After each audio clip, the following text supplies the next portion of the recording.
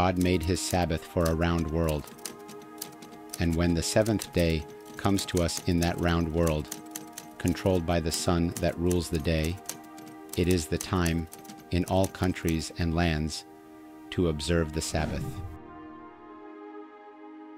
Di Keluaran 20 ayat 8-10 kita baca, dikatakan, ingat hari Sabat to keep it holy, untuk memelihara hari Sabat itu kudus.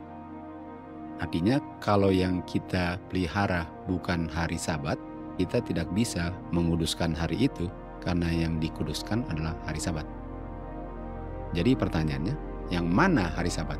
Supaya saya jangan salah untuk memelihara hari yang saya pikir hari Sabat, padahal bukan hari Sabat. Itu sebabnya dikatakan ingat, karena bisa saja orang sudah melupakan yang mana hari Sabat itu untuk memelihara kekudusan hari itu. Ayat 9 kita lanjut, dikatakan 6 hari kamu bekerja, lalu ayat 10, tetapi hari ke-7 adalah hari Sabat. Artinya hari Sabat adalah hari ke-7. Tentu saja hari ke-7 itu didahului oleh 6 hari. Hari ke-7 itu bukan hari ke-7 lagi kalau tidak didahului oleh 6 hari. Jadi kita kembali ke Keluaran 20 ayat 8. Ingat hari ke-7 agar kamu memelihara kekudusan hari ke-7. Di ayat 11 dikatakan, karena dalam 6 hari Tuhan bekerja menciptakan. Artinya, sebabnya mengapa saya memelihara hari Sabat hari ke-7, karena pola saya memelihara hari Sabat itu, polanya diberikan pada minggu pertama, minggu penciptaan. Pola yang diberikan kepada saya adalah pola yang mengikuti pola dari minggu pertama penciptaan. Karena Tuhan dalam 6 hari bekerja dan beristirahat pada hari ke-7. Artinya hari ke-7-nya adalah hari ke-7 setelah 6 hari. Dan hari ke-7 itu diberkati dan dikuduskan. Artinya untuk menguduskan hari ke-7, make sure yang dikuduskan hari ke-7 bukan hari apapun selain hari ke-7. Dan hari ke-7 itu harus selalu didahului oleh 6 hari. Jadi kita bisa lihat bahwa patokan daripada hari ke-7 itu yang didahului oleh 6 hari, patokannya adalah minggu pertama, minggu penciptaan. Itu patokannya. Patokannya sangat jelas. 6 kerja, 1 istirahat. Minggu pertama terdiri dari 6 hari kerja dan 1 hari istirahat. Artinya kalau itu polanya, yang diberikan kepada saya ialah 6 kerja, 1 istirahat. 6 kerja, 1 istirahat. Artinya hari ke-7 selalu didahului oleh 6 hari kerja. Dan 6 hari kerja ini adalah lanjutan dari hari ke-7 sebelum 6 hari kerja itu. Jadi 6 hari kerja, lalu 7. Lalu 6 hari kerja, lalu 7. Lalu 6 hari kerja, lalu 7. Karena itulah polanya yang diberikan sejak minggu pertama penciptaan. Tidak bisa jumlah harinya sebelum hari ke-7 lebih atau kurang dari 6 hari. Sehingga hari ke-7 itu bukan hari ke-7 lagi. Karena hari ke-7 itu harus didahului oleh 6 hari yang sebelum 6 hari itu adalah hari ke-7. Hukum keempat dari 10 hukum adalah hari Sabat yang adalah hari ke-7. Untuk tidak memelihara kekudusan hari ke-7 sama dengan melanggar hukum Tuhan. Dan kita tahu pelanggaran hukum Tuhan adalah dosa. Dosa adalah pelanggaran hukum Tuhan. 1 Yohanes 3 ayat 4. Jadi pentingnya kita untuk tidak berdosa dalam konteks hari Sabat ialah kita memelihara hari ke-7 yang didahului selalu oleh 6 hari. Jadi penting sekali untuk kita tidak salah hari ke-7-nya agar kita tidak berdosa. Kita baca dari Roh Nubuat, Manuscript Releases Volume 2, halaman 118, paragraf kedua dikatakan, hari Sabat itu adalah ujian bagi umat Tuhan. Ujian itu bukan ujian manusia, tetapi Tuhan yang menguji manusia. Dan hari Sabat ini adalah garis pemisah antara orang-orang yang setia dan benar, yang melakukan kehendak Bapa dan yang tidak melakukan kehendak Bapa. kita tahu hanya akan ada dua kelompok di dunia ini yang sangat jelas perbedaannya antara satu dengan yang lain. Yang satu kelompok ini memelihara hari Sabat hari ke-7 yang didahului oleh 6 hari kerja. Sementara kelompok yang lain tentu saja tidak. Joshua 24 ayat 15 dikatakan, pilihlah hari ini siapa yang kamu mau serve. Artinya, pilihlah hari ini di kelompok mana kamu mau berada.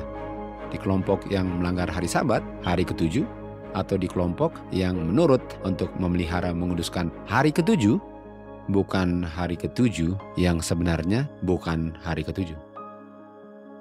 Kita akan baca kutipan Roh Nubuat mengenai siklus 7 hari yang terdiri dari 6 kerja dan 1 istirahat. Tapi sebelum kita baca kutipan itu, kita perlu untuk mengerti arti kata successive. Successive adalah berkelanjutan tanpa jeda waktu. Contohnya, bilanglah ada 50 gerbong kereta api, mulai dari gerbong pertama sampai gerbong ke-50 berkelanjutan tanpa adanya jeda antara gerbong-gerbong kereta api. Contoh yang bukan suksesif adalah kalau 50 gerbong kereta api ini, di mana antara gerbong ke-10 dan gerbong ke-11, dan gerbong ke-20 dan 21, dan antara gerbong 30 dan 31, dan antara gerbong 40 dan 41 ada jeda gerbongnya. Hal seperti itu tidak bisa dikatakan suksesif 50 gerbong kereta api. Kalau hal itu konsekutif atau suksesif, harus terjadinya satu diikuti dengan yang lain tanpa ada jedahnya. Itu artinya suksesif. One after the other atau back to back, nggak ada jedahnya, without a break, tanpa ada jedah. Saya mau kasih contoh kedua. Bilanglah ada orang yang untuk 10 tahun berturut-turut menang juara 1 lari maraton. Suksesif artinya tidak ada dalam jangka waktu 10 tahun itu di mana dia tidak menang juara 1. Juara 1 tahun pertama, tahun kedua, tahun ketiga, tahun keempat, tahun kelima, tahun keenam, tahun ke-7, tahun ke-8, tahun ke-9, dan tahun ke-10. Suksesif 10 tahun. Dia tidak juara 1 untuk 10 tahun berturut-turut jikalau tahun keempat dia kalah.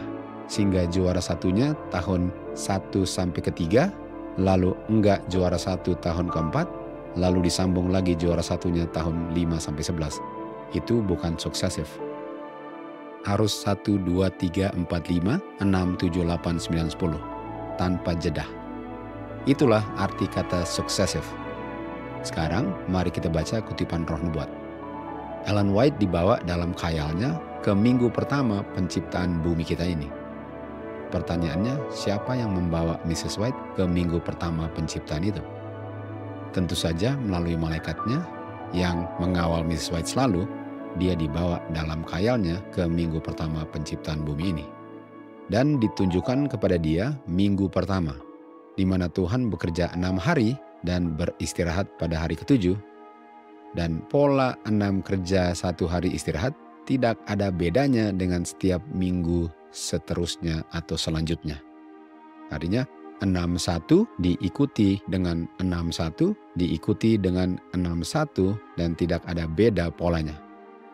Tuhan di dalam hari-hari penciptaan dan hari istirahatnya mengukur siklus pertama itu dan menjadikan siklus pertama itu sebagai contoh bagi minggu-minggu yang suksesif sampai akhir sejarah bumi ini atau till the close of time. Kita lihat kata suksesif di kutipan ini. Artinya minggu pertama diikuti oleh minggu kedua dan diikuti oleh minggu ketiga dan seterusnya tanpa ada jedahnya till the close of time. Tidak ada beberapa hari yang tidak termasuk dari 7 hari 1 minggu itu yang lokasinya di antara 1 minggu dengan minggu setelahnya atau sebelumnya. Karena kalau demikian artinya ada jedahnya, sehingga Roh Nubuat tidak akan memilih kata suksesif. Tidak ada jedah antara 6-1 dengan 6-1 dan seterusnya. Artinya hari pertama minggu kedua langsung mengikuti hari ke-7 minggu pertama dan seterusnya till the close of time. Tidak pernah antara hari ke-7 ada hari-hari yang tidak termasuk dalam siklus 7 hari. yang memisahkan satu minggu dari satu minggu lainnya atau berikutnya. Artinya polanya 61, langsung 61, langsung 61, dan langsung diikuti 61 till the close of time.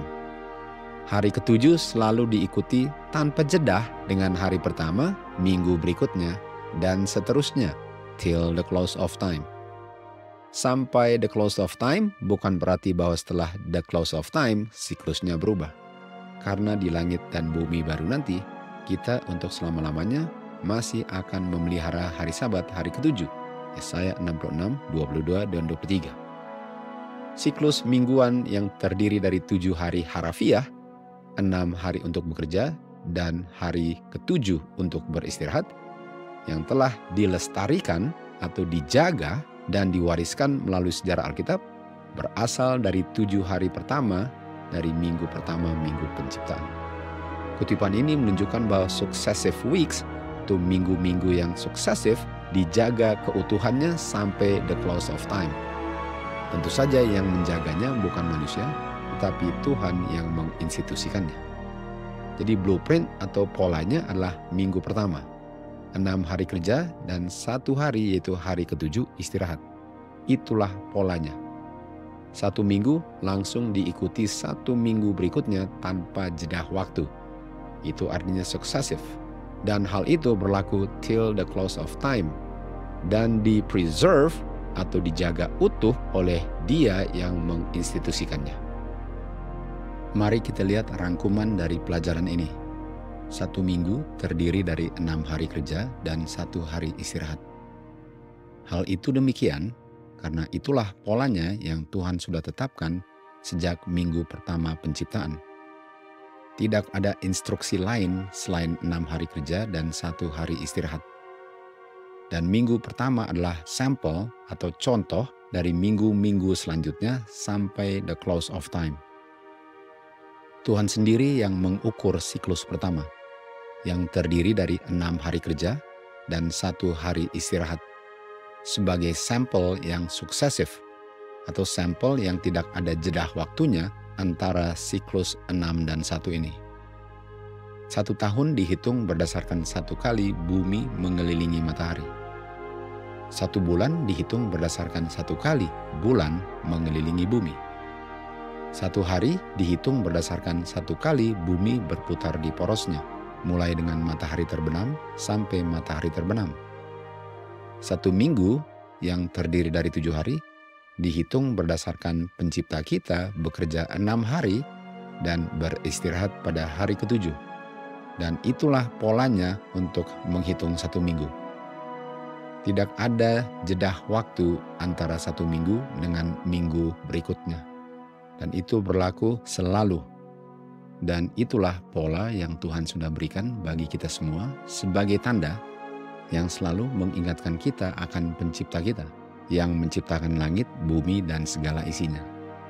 Hari yang Tuhan sudah tetapkan untuk kita beristirahat adalah hari Sabat, hari ketujuh, yang didahului oleh 6 hari bekerja. Dan pola itu tidak pernah berubah. To God be the glory.